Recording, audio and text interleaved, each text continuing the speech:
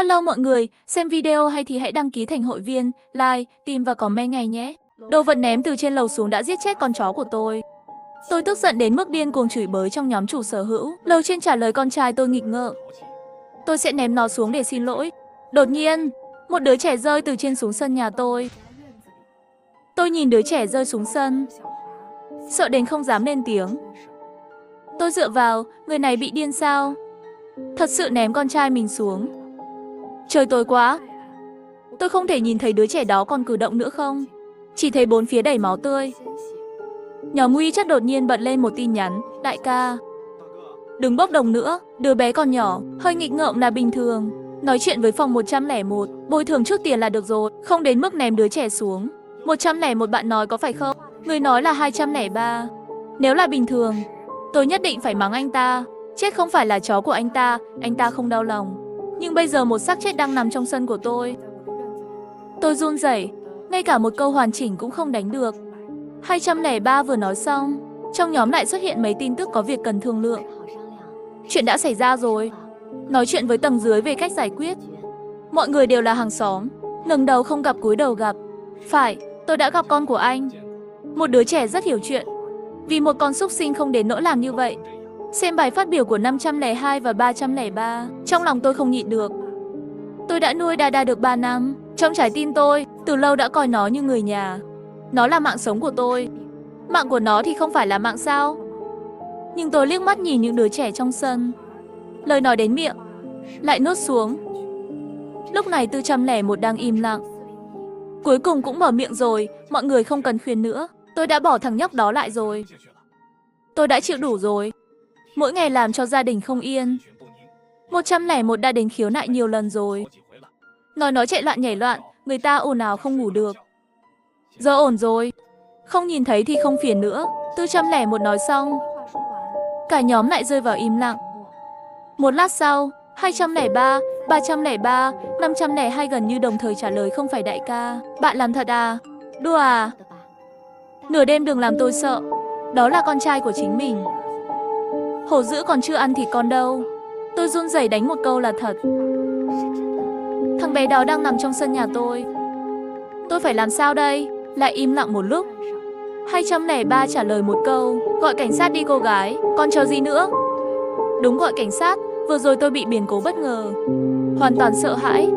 Không phản ứng gì cả. Đúng lúc tôi run rẩy điều chỉnh đến trang gọi điện thoại thì đột nhiên trong nhóm lại hiện lên một tin nhắn. Đừng báo cảnh sát. Đừng kéo rèm cửa. Tôi đang nhìn chằm chằm vào bạn. Nhìn thấy tin nhắn này, tôi lập tức sợ. Vô thức ngẩng đầu nhìn ra ngoài. Chỉ thấy dưới bóng tối đèn đường, một bóng người màu đen đang trực tiếp vẫy tay với tôi. Nhìn thấy bóng người đó, tôi như bị điện giật. Cả người suýt nữa ngã xuống đất. Tên này đúng là điên. Ngay sau đó, trong nhóm lại có một tin nhắn nữa. Đặt điện thoại xuống, ngủ trên ghế sofa.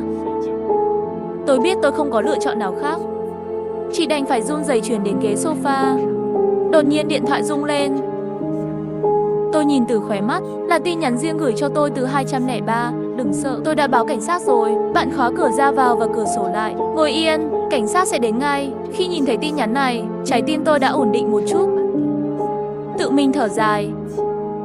401 người này cũng thật sự là đủ hổ. Trực tiếp nói hành tung của mình trong nhóm. Chẳng lẽ anh ta cho rằng trong nhóm chỉ có một mình tôi? Tôi cố nén nỗi sợ hãi trong lòng, từ từ ngồi dậy khỏi ghế sofa, khóa cửa ban công. Chắc là an toàn rồi. Cửa này của tôi dùng kính chống nổ. Cho dù anh ta muốn vào, một lát nữa cũng không phá được. Tôi thở phào nhẹ nhõm, vô thức ngẩng đầu nhìn ra bên ngoài. Nhưng cảnh tượng trước mắt khiến tim tôi ngừng đập. Chỉ thấy một người đàn ông đeo mặt nạ chú hề, mặt dán chặt vào cửa ban công. Tôi và người đó nhìn nhau qua kính, nhưng miệng anh ta tạo ra một đường cong kỳ lạ. Tôi sợ đến mức hét lên. Dưới chân vô thức lùi lại, chân mềm nhũn, trực tiếp ngã xuống đất. Đột nhiên tôi chỉ cảm thấy một cơn đau dữ dội ở phía sau đầu. Ngay sau đó trước mắt tối đen, tôi liền ngất xỉu. Không biết bao lâu, tôi bị đánh thức bởi một tiếng gõ cửa. Tôi từ trên mặt đất bò lên, lo lắng nhìn ra bên ngoài. Lúc này đâu còn có bóng người nữa. Đảm bảo bên ngoài không có ai. Tôi run rẩy đi tới trước cửa, hồi hộp hỏi ai vậy? Cảnh sát, có người báo cảnh sát, có một vụ giết người ở đây. Chúng tôi đến kiểm tra tình hình. Cô gái, bạn không sao chứ? Để đảm bảo. Tôi nhìn kỹ qua mắt mèo. Bên ngoài có 2 người đàn ông mặc đồng phục cảnh sát. Sau khi xác định là cảnh sát, nước mắt tôi gần như chảy ra. Vị cứu tinh của tôi cuối cùng đã đến. Tôi vội vàng mở cửa, nói với cảnh sát là tôi ổn. Vừa rồi 401 trên lầu ném con anh ta xuống. Thật kinh khủng. Tôi cố gắng hết sức để kìm nén nỗi sợ hãi trong lòng, nói với cảnh sát những gì vừa xảy ra. Khi tôi nghe thấy 401 đe dọa tôi bên ngoài nhà tôi, cảnh sát không khỏi nhíu mày. Người này là biến thái sao? May mà bạn đã khóa cửa kịp thời, nếu không hậu quả sẽ không thể tưởng tượng được. Đưa chúng tôi đến hiện trường xem. Tôi nhìn ra sân ngoài ban công. Đó là đứa trẻ trong sân nhà tôi. Thằng nhóc đâu? Sân trống rỗng, không hề có bóng dáng của đứa trẻ. Tôi nghi ngờ nó làm sao có thể. Đứa bé đó vừa rồi rõ ràng đã rơi ở đây. Chính mắt tôi nhìn thấy, đổ máu khắp sân. Cô gái, có chắc là có một đứa trẻ rơi xuống sân nhà bạn không? Tôi không tìm thấy dấu vết của người rơi. Tôi mở to mắt, không thể tin được lắc đầu, điều này là không thể. À đúng rồi, cái bóng đó. Chắc là khi tôi hôn mê. Gã đó đã dọn dẹp hiện trường. Tôi kiên quyết nói với cảnh sát. Nhưng cảnh sát nhìn tôi một cách kỳ lạ. Bạn có chắc là không nhớ nhầm không? Không có dấu vết gì trong sân. Ngoài ra, con chó của bạn bị một vật thể ném từ trên lầu xuống giết chết. Vậy đây là cái gì? Cảnh sát chỉ vào cũi chó trên mặt đất. Tôi ngạc nhiên khi thấy một con chó đang nằm ngủ bên trong. Dada, tôi cố gắng hét lên. Nó lập tức đứng thẳng người, gióng tay nhìn về phía tôi. Cảnh sát nhìn tôi kỳ lạ. Cô gái, bạn có gặp ác mộng không? Tôi không thể tin được.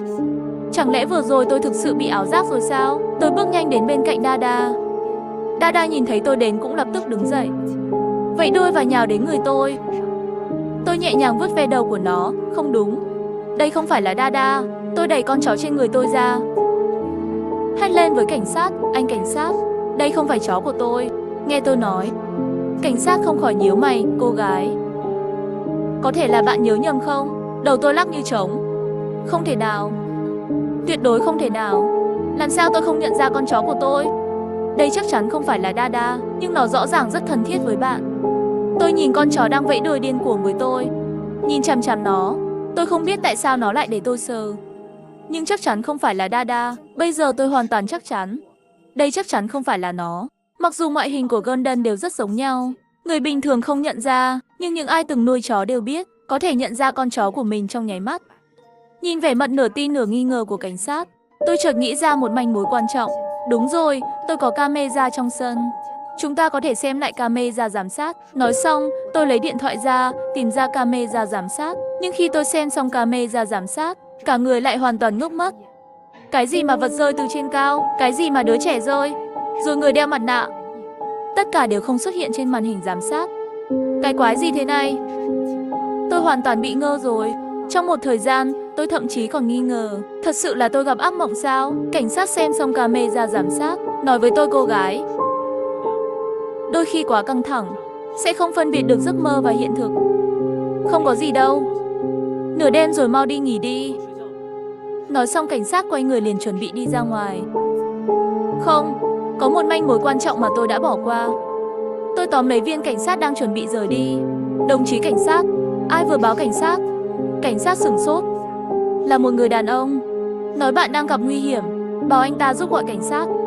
Cái gì? Tôi cười lạnh một tiếng. Vậy là đúng rồi. Nhà tôi chỉ có một mình tôi, làm sao người khác biết tôi đang gặp nguy hiểm? Nói xong tôi tìm ra lịch sử trò chuyện của điện thoại.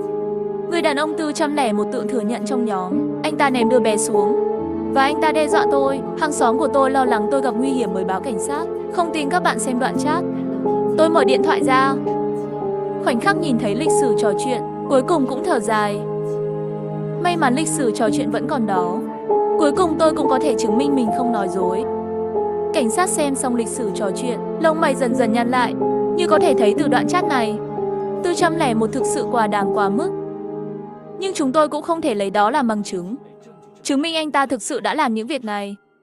Rất có thể là sau khi bạn nhìn thấy những lời này, đã phát triển thành ảo giác mình bị hại, vì vậy nên mới thấy những cảnh đó.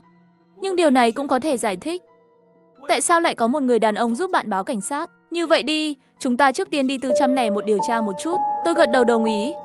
Hiện tại cũng chỉ có thể như vậy thôi. Cảnh sát lên lầu, để tôi đợi trong nhà. Tôi ngồi lo lắng trên ghế sofa, từ khóe mắt thấy đa đó, cảm thấy buồn chán. Không biết bao lâu, ngoài cửa lại vang lên tiếng gõ cửa. Tôi mở cửa, hai cảnh sát sắc mặt vô cùng khó coi nhìn tôi. Cô gái, những gì chúng ta nói tiếp theo, xin đừng sợ. Phải chuẩn bị tâm lý. Gia đình sống ở 401 trên lầu đã chết 1 tuần trước. Nghe cảnh sát nói vậy, tôi lập tức cảm thấy da đầu tê dại. Cả nhà 401 đã chết, nhưng tôi đã gặp anh ta vài ngày trước khi chia tay. Lần trước con cái nhà anh ta nửa đêm chạy loạn trong nhà. Tôi đã lên đó và nói chuyện với anh ta. Tôi đã nói với cảnh sát. Không ngờ cảnh sát nghe xong sắc mặt lại xấu hơn. Chúng tôi vừa gõ cửa phòng 401, nửa ngày không có phản ứng gì. Và trước cửa nhà anh ta đặt mấy phần đồ ăn mang đến chưa mở ra. Ngay trên đó hiển thị là 1 tuần trước. Và chúng tôi tìm đồng nghiệp kiểm tra danh tính của 401. Xem cái này đi. Một cảnh sát đưa điện thoại cho tôi. Trên đây là một tin tức. Thời gian là 1 tuần trước. Nội dung là một gia đình 3 người ở ngã tư đường bị tai nạn xe hơi chết. Ảnh dưới cùng, đó chính là cậu bé nhà 401. Xem xong tin tức, toàn thân tôi không tự giác run lên. Nếu nói nhà 401 đã chết 1 tuần trước, vậy tôi đã gặp ai hôm trước? Người vừa đe dọa tôi trong nhóm là ai? Tôi đang định nói gì đó, thấy sắc mặt cảnh sát vẫy tay với tôi. Vấn đề này tôi sẽ tiếp tục điều tra. Đừng nghĩ nhiều, khóa cửa sổ lại. Yên tâm nghỉ ngơi ở nhà. Sau này có gì chuyện gì, chúng tôi sẽ liên hệ lại. Hai cảnh sát rời đi mà không nhìn lại.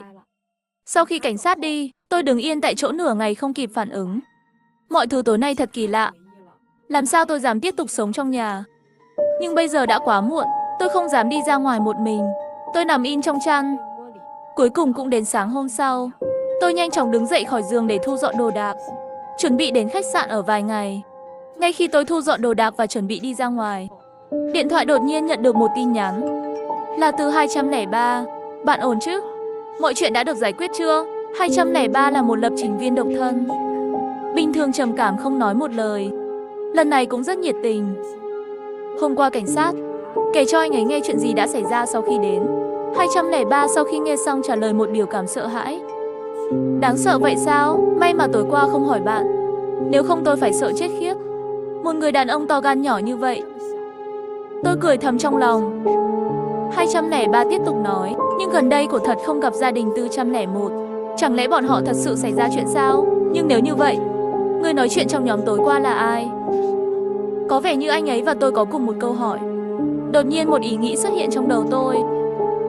Tôi mở phần mềm tìm kiếm, tìm thấy trang web chính thức của phương tiện truyền thông địa phương của chúng tôi. Điều kỳ lạ là, tin tức tuần trước không có báo cáo về bất kỳ vụ tai nạn nào. Tôi vội vàng trả lời 203 không đúng. Sao tôi không thấy báo cáo về vụ tai nạn? Cảnh sát hôm qua tìm thấy nó ở đâu? 203 trả lời. Có thể là chuyện này quá nhỏ chăng? Những phương tiện truyền thông lớn đó không đưa tin. Không thể nào. Bên trong còn có tin tức về mâu thuẫn khu phố. Tai nạn xe hơi lớn hơn nhiều so với xung đột hàng xóm. 203 trả lời tôi không biết nữa. Có thể là cảnh sát nhầm rồi không?